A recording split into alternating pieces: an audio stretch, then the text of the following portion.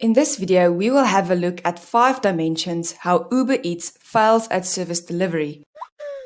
Before we get into the quality dimensions, we have to look at service quality expectations from a customer's perspective. We have the expected or desired service, that when we pay for a service, this is what we expect, so the ceiling expectation. Then we have the level of adequate, sufficient service levels that we will expect, and this is the basement. Anything below that is no longer acceptable. But what happens in between? This is a zone of tolerance. So this is linked to heterogeneity, where human involvement will determine what the customer will receive, and then at which point they will no longer accept and go to rating services to spill their guts. If we have a look at a visual, as advertised on the right-hand side, this is what we expect to receive.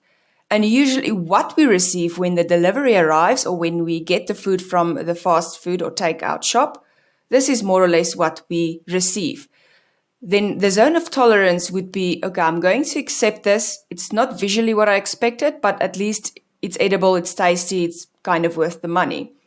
But there's also a thing where it happens that it's no longer acceptable. For example, they got the order wrong, it was delayed, it's exceptionally oily, things like that. And this will also change over time. For example, one time you order from the same place, it's going to be exceptional and closer to the picture on the right. But other times it's going to be closer to the picture on the left-hand side. So then this is because it's linked to heterogeneity and a lack of set service standards. So if we receive the service based on the picture on the right-hand side, and this is only a burger, but this can be any service. So we receive the service as desired and expected, then obviously the customer will be satisfied. But the opposite is also true. If we paid for quad biking, thinking that everyone will ride together off into the sunset, but there's only one quad bike and everyone has to take turns, then obviously we will not accept this for the money paid and we will be dissatisfied customers. So with that in mind, let's have a look at 5 dimensions or 5 reasons or ways that Uber Eats fails to deliver service appropriately. And this we refer to in terms of the service quality dimensions. Originally, there were 10 dimensions of service quality. For example, tangibles, reliability, responsiveness, competence, courtesy, credibility, security, access, communication, customer knowledge. Some of this might be relevant, but we are going to look at 5 specific dimensions.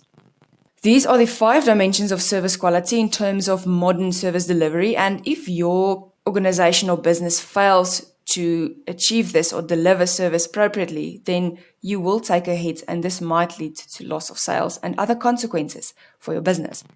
And we again will refer to Uber Eats because this is the focus of the video and how they fail to deliver services.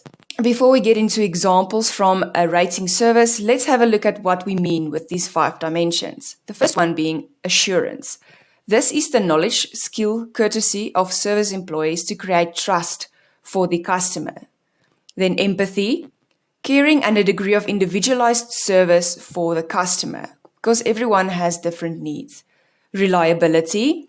It's the ability of Uber Eats to perform promised services dependably and accurately, responsiveness, willingness to listen to what the customer wants and has to say, and they fail miserably on rating services that we will have a look at. On Facebook, they do reply, but it's also aggravating their customers even more. And then the last one, tangibles. These are the physical facilities, equipment, and appearance of the personnel delivering for Uber Eats or the functionality of the application or ordering service, for example. Let's drag in a few examples that shows how they did not adhere to these dimensions based on the reviews from hellopizza.com. If you go to hellopizza.com, you just search for any company that you wish to read or place a review of. In this case, I just searched for Uber Eats. Overall, they have a 1.6 out of 10, which should give you an idea of how bad their service delivery is. You will find the odd 4 to 5 star review, but that is exceptionally scarce. So let's have a look at 3 reviews and see how they did not adhere to these dimensions. In this case, the review was 1 out of 5, posted on 13 March this year. It reads, why am I expected to pay for something that wasn't delivered, and why don't you have drivers with working cars? So the reason there was that the delivery was delayed because the car didn't start. That was the excuse the driver gave to the customer. And this relates to the tangibles, for example, the equipment, and obviously a lack of appearance of personnel because they didn't even pitch. But if Uber Eats wants to use the public to deliver for them as a service, then they have to ensure that at least they have workable equipment and physical facilities in a working order. For example, the cars should at least work.